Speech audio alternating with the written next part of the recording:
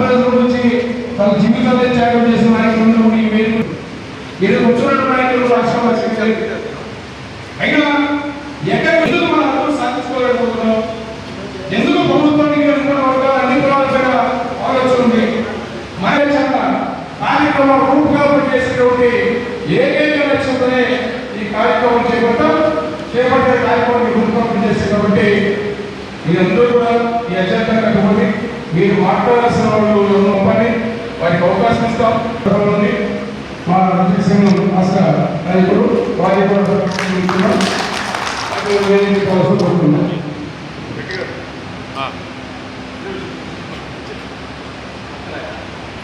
ఆంధ్రప్రదేశ్ సచికాపతి సంస్థ secretary general Ramana గారిని మొదటగా మాట్లాడుతున్నారు.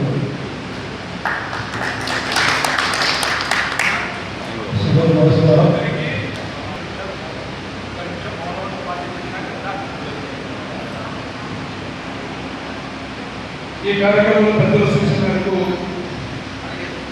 మరణించినటువంటి నా కుమార్తెతో పాటు ఇటీవల జాతి బిడ్డలు కానీ ఈ జాతి సేవలు చేసి మరణించిన వారి ఆత్మశాంతి కోసం 2 నిమిషాలు మౌనం పట్టించవలసిన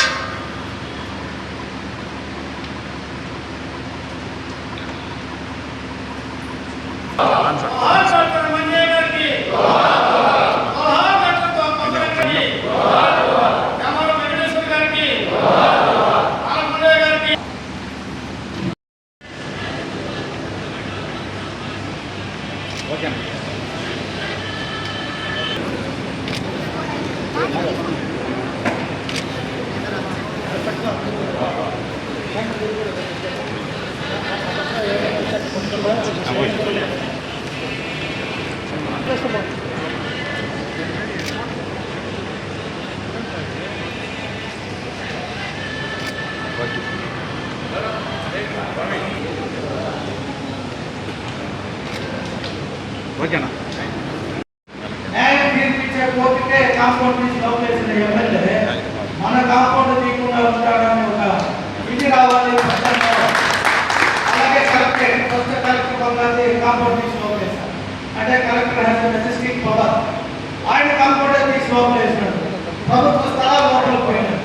అభివృద్ధి చేయాలని కాంక్ష ఉందని తెలియాలి ప్రజలకి. అంటే ఎక్కడో ఉన్నవాడు 4 బిల్డింగ్లు కట్టుకొని రోడ్డు పైన ఉంటే వాళ్ళకి డెమాలిషన్ చేయకుండా పేదవాళ్ళు చేసుకుంటూ ఉంటారు. ఫస్ట్ మనం హైరోడే చేయాలని చెప్పి నేను హైరోడ్ స్టార్ట్ చేశాను. రాజకీయపరమైన ఒత్తిడిలోనూ స్టేట్ చేశాను. బట్ నేను చెప్తున్నాను అవేవి నేను లెక్క కూడా చేయాలి. నిధులు కావాలి కాబట్టి ఫస్ట్ ప్రభుత్వం అన్ని లోపలేపించాను. తర్వాత గాంధీ రోడ్ చేశాను. ఎవరో ఒకరు దాంట్లో ఫేస్బుక్ అండ్ ఇన్స్టాలో మెసేజ్ పెడతారు. గాంధీ బతుకుంటే గాంధీ రోడ్డు చూసి సిగ్గుపడేవాడు, బాధపడేవాడు. మా నాయన ఎమ్మెల్యే కాదు, మా తాత ఎంపీ కాదు. నేనేమో వచ్చి చిత్తూరు ఏ రోజు మేయర్ కౌన్సిలర్ అయినా నేను వచ్చి 1 ఇయర్ కూడా కాలేదు. చిత్తూరులో ఉండే సమస్యలు ఉంటే దాదాపు ఒక 2000 కోట్లు ఇచ్చినటువంటి పేరు ఎందుకు తీరతారంటే ఇక్కడ ఒక చిన్న మైనస్. తెలుగుదేశం గెలిచినప్పుడు కాంగ్రెస్ ఎమ్మెల్యే ఉన్నారు, కాంగ్రెస్ గెలిచినప్పుడు తెలుగుదేశం ఎమ్మెల్యే ఉన్నారు. కాంగ్రెస్ ఉంటే తెలుగుదేశం కాంగ్రెస్ గెలిస్తే టీడీపీ మున్సిపల్. నేను పోయినప్పుడు ఎలా ఉంటుందో అలాగే ఉంది. సరే నేనైతే అభివృద్ధి కావడానికి మా తల్లిదండ్రులు ఆస్తి ఉత్త చేతులతో పోయినా ఈరోజు ఒక స్థాయికి ఫలానా బెంగళూరులో వైఫ్ అంటే జగన్ ఆ స్థాయికి రీచ్ అయినా నా ఊరిని నేను అభివృద్ధి చేయలేకపోతే ఎట్లా చెప్పి నిధులు ఉన్నా లేకపోయినా అవి ఎలా కావాలో వస్తాయని చెప్పి ఫస్ట్ గాంధీ రోడ్ కొట్టుకున్నాను. 1 రూపాయి కాంపన్సేషన్ ఇవ్వకుండా అందరి సహకారంగా ఆ రోడ్డు చేశాను. ఆ రోడ్డు చూసి ప్రతి ఒక్కరు మన రోడ్డు కూడా కొట్టలేదు ఎమ్మెల్యే. ఆయన మంచి పనికి వచ్చాడు, మంచి ఆలోచనలు వచ్చాడు. అలా ఒక్కొక్కరు ఎలాగైతే అభివృద్ధి చేయడానికి సహకరిస్తున్నారో అలా రాజకీయ పరంగా కూడా రాజకీయాలంతా కూడా తెలుగుదేశం పార్టీలో మేము కానీ సార్ అంటే మేమే అన్ని పార్టీలో ఉండొచ్చు. అభివృద్ధి చెందాలంటే అన్ని తప్పటను. అయితే అధికారం ఉన్న పార్టీలో మీరందరూ చేయడం కలిగితే ఇంకొంచెం బలం చేకూరుతుంది. ఖచ్చితంగా మీరు ఏదైతే ఇక్కడ నాయకులు కోరుతున్నారో నేను కూడా అసెంబ్లీలో ఖచ్చితంగా దీనిపైన మాట్లాడి ముఖ్యమంత్రి గారిని యువ నాయకుడు నారా లోకేష్ గారిని పవన్ కళ్యాణ్ గారిని కూడా అందరూ ఎస్సీ దీంట్లో ఉండి అన్ని అవకాశాలు పొందుతున్నారు. మన ఆంధ్ర రాష్ట్రంలో లేదు కాబట్టి మనం ఇప్పుడు కేంద్రంలో పొందు పెట్టుకుని కేంద్ర పరిధిలో మనం కేంద్రంలో ఉన్నాం కాబట్టి ఇప్పుడే ఇది సాధ్యం. కాబట్టి రాబోయే ఈ 3 ఏళ్లలో ఖచ్చితంగా మీ అందరికీ చెప్తున్నా, మనందరి ఆడపడుచు గల్లా మాధవి గారికి ఖచ్చితంగా మన ముఖ్యమంత్రి గారు మంత్రి పదవి ఎక్కువ. నేను మొన్ననే అమ్మాయిని గమనించండి, అసెంబ్లీలో మాట్లాడేటప్పుడు అందరూ మాట్లాడుకుంటారు. సరే వచ్చే అమ్మాయి రాత్రి 9 గంటల దాకా వాళ్ళ పాటు ఎమ్మెల్యేగా గెలిచిన తర్వాత ఆ అమ్మాయి అడిగిన మొదటి కోరిక మా ఇంటి ముందర కల్వా చేస్తే చాలా మంది పిల్లలు స్కూల్కి పోయే వాళ్ళు ఆ రోడ్ వేస్తే బాగుపడతారు అని చెప్పి నన్ను వచ్చి అడిగితే నాకు మేబీ 6 months 7 months పట్టింది దాన్ని కట్టుబడి చేసింది. అయితే ఆ అమ్మాయి ఆరోపణ దగ్గర తీసుకెళ్ళిపోయాను. అమ్మ చెప్పిన కాదు నేను ఎక్కడ ఒక కంట్రీలో ఉన్నా కూడా నాకు ఎమ్మెల్యే వాట్సాప్లో మెసేజ్ వస్తానే నేను నా కుటుంబ సభ్యులందరినీ పంపించి సాధ్యమైనంత వరకు ఎంత ఖర్చైనా హాస్పిటల్ ఎక్కడికైనా తీసుకెళ్ళండి అని చెప్పాను. ఆ అమ్మాయి కొంచెం ధైర్యస్తురాలు, నాకేం కాలేదు, నాకు అన్నీ బాగుందని చెప్పి ఇంటికి వచ్చేసింది. కాకపోతే సడన్గా ఫోన్ వచ్చింది, అమ్మాయి చనిపోయింది. సరే వారి కోరికని నేను ఎట్లయినా తీర్చాలి కాబట్టి ఆ అమ్మాయి పేరు పెట్టి ఆ ఒక నగర్కి ఆ కాలనీ కూడా 36 లక్షలు 37 లక్షలు అయితే ఖర్చు పెట్టి చేయడం జరిగింది. మామూలుగా అయితే ఎమ్మెల్యే ఎప్పుడు పని చేసిన కార్యకర్తలు ఎక్కువగానే కాదు. నాకు కూడా కొంచెం ఎన్టీ రామారావు అంటే భలే ఇష్టం. నాకు ఆయన ఎలాగైతే బీసీల కోసం తెలుగుదేశం పార్టీ పెట్టి అందులో బరువు బలైన వర్గాల కోసమే ముక్కు మొహం తెలియని పేరు ఊరు లేని వాళ్ళని కూడా మంత్రుల స్థాయిలో తీర్చిదిద్దడం. ఎందుకంటే అప్పటిదాకా పెద్దలు లేదా పెద్ద పెద్ద కుటుంబాలు డబ్బున్న వారు పేరున్న వారు తరచ రాజకీయాలు ముఖ్యంగా మన పద్మా గారు చెప్పినట్టు ఒక రచకులకి స్టేషన్ పోయి కంప్లైంట్ ఇచ్చే ధైర్యం ఉందా అని మాట్లాడేవాళ్ళు. మేబీ ప్రేమగా గౌరవంగా మాట్లాడుతున్నారేమో. ఆ టైంలో ఒక సాకలి వాడు మాట్లాడేవాళ్ళు. నాకు ఇంకా గుర్తుంది చిన్నప్పుడు. బట్ అదే సాకలి వాడికి ఎంత తెలివి అనేది ఎవరికి తెలియదు. 16 మంది ఆ వీధిలో బట్టలు ఇచ్చిన కరెక్ట్గా ఆ ఇంటికి తీసుకుపోయి వాళ్ళ బట్టలు ఆ డబ్బులు కూడా ఎంత చెప్తారు. ఈ కాలం సాఫ్ట్వేర్లో నేను చూశాను. మా ఇంటికే తెచ్చి ఇస్తే నా వైపు సాఫ్ట్వేర్ చేసింది, క్యాల్కులేటర్ పెట్టి లెక్క చేస్తాను. వాళ్ళు లెక్క చెప్తున్నారు, నేను చెప్పాను వాళ్ళు లెక్క చేస్తే కరెక్ట్గా ఉంటుంది డబ్బులు ఇచ్చేది. అంటే చదువుకున్నాడు కంటే సాగల వాడు మీరు అనే సాగు అంటే చాలా తెలివైన బట్టకి మన బట్టకు పడిన మార్గని శుభ్రం చేసేదే కాకుండా ఆ బట్ట ఎవరిని ఎత్తుకోపోయి వాళ్ళ ఇంట్లో నుంచి తెలియనట్టుకున్న ఏకైక జాతి రచించారు. సో అటువంటి జాతికి ఎప్పుడైనా మంచి జరుగుతుంది అంటే అప్పుడే వాళ్ళు చెప్పినట్టు ఖచ్చితంగా నారా చంద్రబాబు నాయుడు అనే వ్యక్తి మేబీ ఆయన అమ్మవాడు పుట్టుండొచ్చేమో కానీ నేను ఆయన క్యారెక్టర్ దగ్గరగా చూసినాను. నాకే చెప్పాడు, జగన్ మన చిత్తూరులో బీసీ కింద 30-40% పనిచేయండి. నేను వచ్చి పార్టీ కోసం పనిచేస్తా ఉంటే మనం చెప్పకుండా రాజకీయాల్లో సరిమంచి చూసుకుంటారు. ఒకవేళ చంద్రబాబు నాయుడు మంచి ఉద్దేశం ఉంది, ఎవరికైనా ఇద్దామన్నా కూడా ఆర్థిక స్తోమత కావచ్చు లేదా వాళ్ళతో పోటీ పడే ఆ తత్వం ఉన్న నాయకుడు అప్పుడు గుర్తించలేకపోవచ్చు. నాకు అవకాశం ఇచ్చినారు. అయితే నాకు అవకాశం ఇచ్చిన తర్వాత నేనేమనుకున్నానంటే నాకు మీకు మొదట్లో చెప్పేది ఎన్టీ రామారావు అంటే విపరీతమైన ఇష్టము. ఆయన ఇవన్నీ కూడా నేను స్టడీ చేశాను.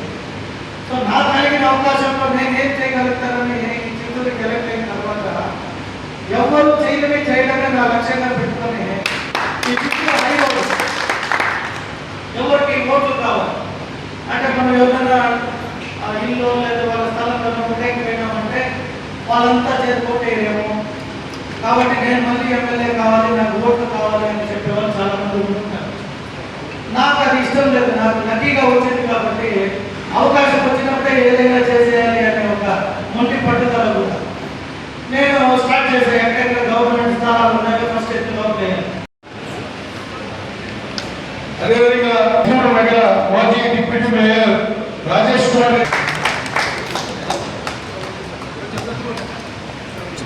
అదేవిధంగా మా గురుజన సురేష్ గారు కూడా వేదిక రావాల్సి కోరుతున్నాం.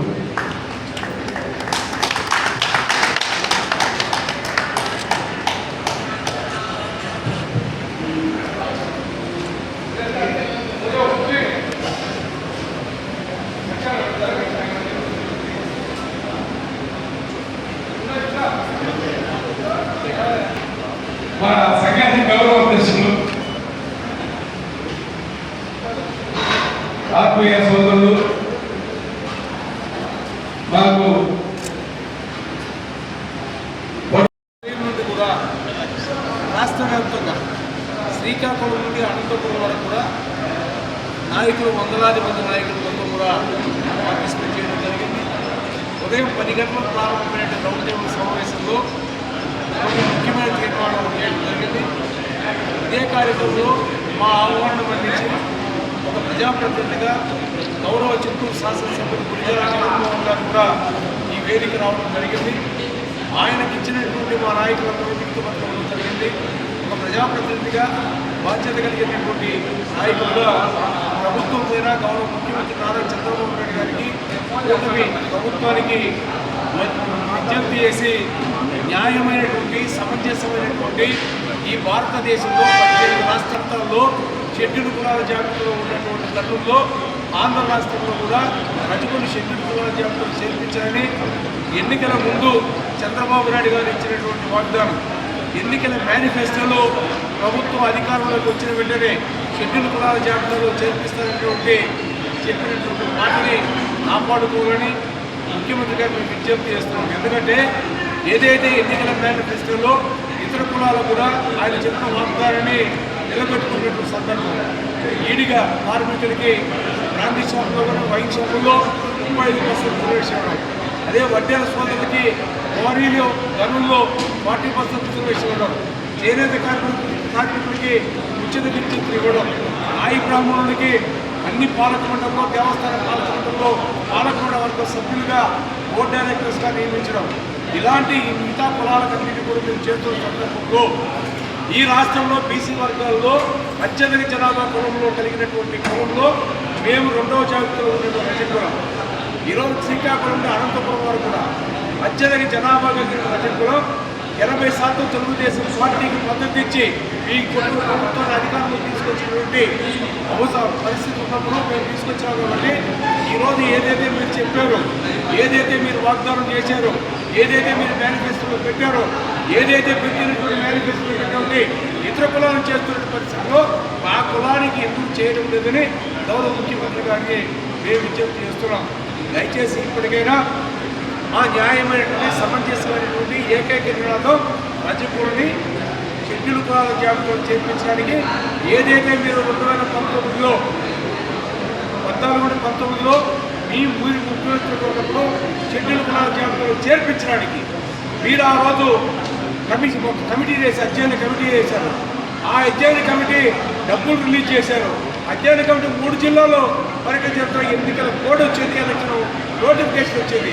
అర్థాంతరంగా అయిపోయినటువంటి అధ్యయన కమిటీ సిఫార్సులు మీరు తీసుకొని తక్షణం అసెంబ్లీలో తీర్మానం చేసి ఈరోజు కేంద్రంలో క్రియాశీల పాత్ర పోషిస్తున్నటువంటి తెలుగుదేశం ప్రభుత్వం గౌరవ ముఖ్యమంత్రి నారా చంద్రబాబు నాయుడు గారు పెద్దన పాత్ర పోషించి కేంద్రం పైన ఒత్తిడి తీసుకొచ్చి రజకుల్ని షెడ్యూల్ కులాల జాబితాలో చేర్పించే విషయమైనా మీరు ఇచ్చిన మాటను నిలబెట్టుకోవాలని ఈరోజు రౌండ్ టేబుల్ సమావేశం తీర్మానం చేశాం. దానితో పాటు తిరుమల తిరుపతి దేవస్థానంలో రజకులు నాయి బ్రాహ్మణులు ఇద్దరు వృత్తిగా పేరుకులు నాయి బ్రాహ్మణులు ఉద్యోగస్తులు గుర్తించి రజకుల్ని ఆ పెట్టుబడిదారులు పెత్తందారుల యొక్క కాంట్రాక్టర్ దగ్గర కూలీలుగా పెట్టాలని ఈ కమిటీ ఈ రోజు జరిగిన రౌండ్ టేబుల్ సమావేశంలో దీన్ని తీవ్రంగా ఖండించాం. కాబట్టి న్యాయమైనటువంటి సమంజసమైనటువంటి రజకులు తెలుగుదేశం పార్టీ వెన్నంటే ఉండి ఈ ప్రభుత్వాన్ని అధికారం తీసుకొచ్చినటువంటి రజకుల యొక్క న్యాయమైన సమంజసమైన కోరికలు మీరు తీర్చకపోతే మేమందరూ కూడా భవిష్యత్ కార్యక్రమాలు రూపకల్పన చేసుకుని ముందుకెళ్తామని దయచేసి గౌరవ ముఖ్యమంత్రి గారికి కూటమి ప్రభుత్వానికి మేము విజ్ఞప్తి చేస్తున్నాం. 3వ రజక ఐక్యత రౌండ్ టేబుల్ సమావేశానికి వాళ్ళందరికీ అదేవిధంగా మీడియా మిత్రులకి ధన్యవాదాలు తెలియజేస్తూ ఉన్నాం. మా నినాదం ఒక్కటే, one nation one cost one reservation. దేశంలో 18 రాష్ట్రాల్లో 3 కేంద్ర ప్రాంతాల్లో ఎస్సీలుగా ఉన్నాం. ఇది మా చిరకాల వాంఛ. ఇక్కడ ఇప్పటి వరకు రజకులు పార్టీలుగా అనేకమైనటువంటి సంఘాలుగా విడిపోయారనేది ఈ రాజకీయ పార్టీలు ఏ పార్టీ అయినా కూడా చూపుతున్నటువంటి సాకు. ఇది ఈ 3 మీటింగ్లే దానికి కనువిప్పు కావాలని మేము కోరుకుంటా ఉన్నాం. ఇక్కడ ఎటువంటి సంఘాలు లేవు, ఎటువంటి పార్టీలు లేవు. పార్టీలు సంఘాలు బయటే ఈ మీటింగుల్లో రౌండ్ టేబుల్లో ఐక్యత చాటుకుంటూ మేమందరం ఏకదాటి మీద ఉన్నాం కాబట్టి మేము ఈ మీటింగ్ ఓన్లీ కులపరమైనదే అని చెప్పి ప్రతి ఒక్కరికి తెలియజేస్తున్నాం. అది రాజకీయ పార్టీలకు కానీ ఈ యొక్క పార్టీ మీటింగులకు రాకుండా ఇంకా బయట నుంచి మాట్లాడే వాళ్ళకి మాది ఒక చిన్న విన్నపం. దీనిని ఎవరైతే వ్యతిరేకిస్తున్నారో మరి వారందరూ కూడా మీరు ఏర్పాటు చేయని మీటింగ్లు వాటికి మాకు ఎటువంటి పార్టీలు లేవు. ఈ మీటింగుల్లో వచ్చిన ప్రతి ఒక్కళ్ళు కూడా అక్కడికి వస్తారని చెప్పేసి మేము చెప్తా ఉన్నాం. దయచేసి ఎవరో ఏదో చెప్పిన దాన్ని బట్టి మనమందరం విడిపోకుండా ఒక ఐక్యతతోటి మన నినాదమైనటువంటి one nation one caste one reservation అనేటువంటి నినాదము ఎస్సీ సాధనకై ముందుకు అడుగులేయాలి. గతంలో కూడా ఈ నినాదాన్ని మనం కేంద్రం వరకు తీసుకెళ్ళాం. కేంద్రంతో అత్యంత సన్నిహితంగా ఉన్నటువంటి తెలుగుదేశం పార్టీ ఈ అవకాశం పోతే మరి రేపు ఇంకా వేరే పార్టీలు వస్తే ఇంత సదుపాయం ఉండదు కాబట్టి ఇదే ఉద్యమాన్ని మనం ఉధృతం చేసి ఒక స్ఫూర్తితో ముందుకెళ్ళి ఈ యొక్క రజకుల చిరకాల వాంఛ అయినటువంటి ఎస్సీ సాధన సాధించే విధంగా ముందుకెళ్లాలని ప్రతి ఒక్కరిని కోరుకుంటా ఉన్నాం. Thank you. ధన్యవాదాలు.